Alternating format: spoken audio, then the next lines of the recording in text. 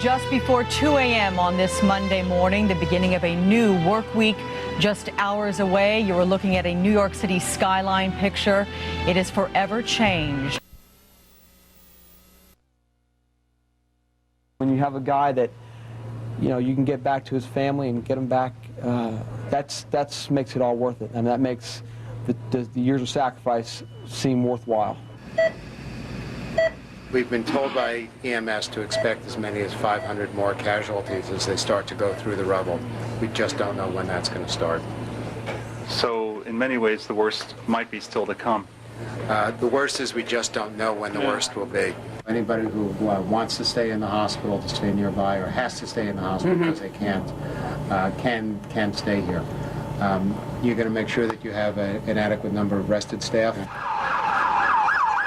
These are human beings who care about other human beings, and because of them, other people are alive.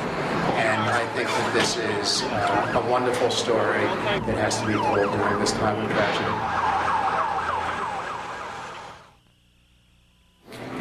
Panic, fear, and chaos are words that accurately describe what people felt on the street, and that's where you're about to go. It will become a breeding ground for rumors and misinformation. We start with the experiences of one cop, United States Court Officer Al Mascola. It was just mayhem initially. Nobody knew what was going on. We saw a lot of glass, a lot of debris.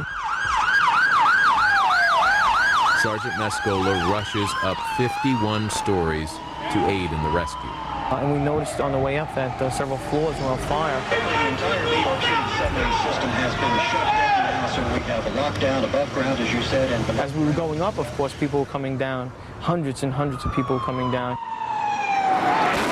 We felt a little shake. Everybody fell to one side. We had no knowledge that another plane had entered the South Tower. It seems to me like a definite beginning of World War III. It looked like a nuclear bomb coming up Fifth Avenue. Another explosion, and that we are at war. We've been attacked. And then we heard the calls for Mayday, and officers down at 1013. 1013 is an officer needs assistance, and it's an emergency. It was an extreme situation, and calls were going out, get out, get out, get out. And then everybody started running downstairs. We were trying to take as many people as we can with us. When we came downstairs, when we saw the mayhem and the destruction, it was kind of like a Bruce Willis film. Emergency vehicles on fire, police vehicles on fire. There was smashed fire engines, fire trucks, and cars were exploding all over the place. At that point, we heard a loud rumble, and then we looked up. The North Tower was coming down.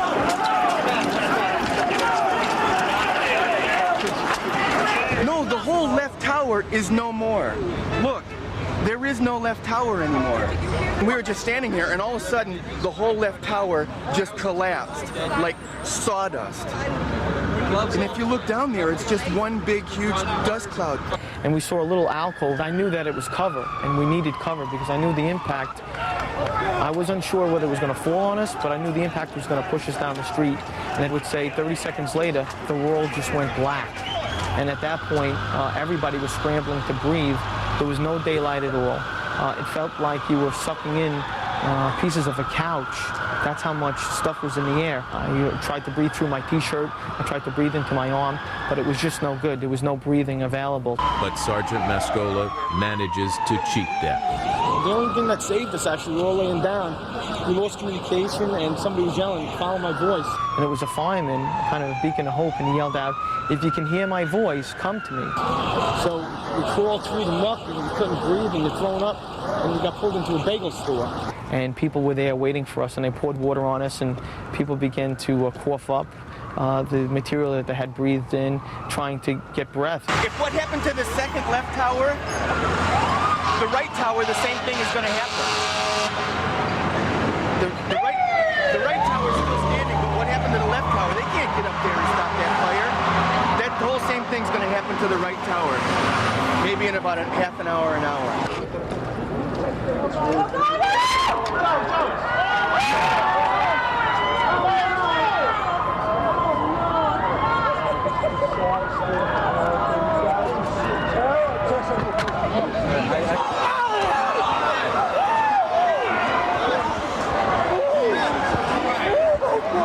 Give me the...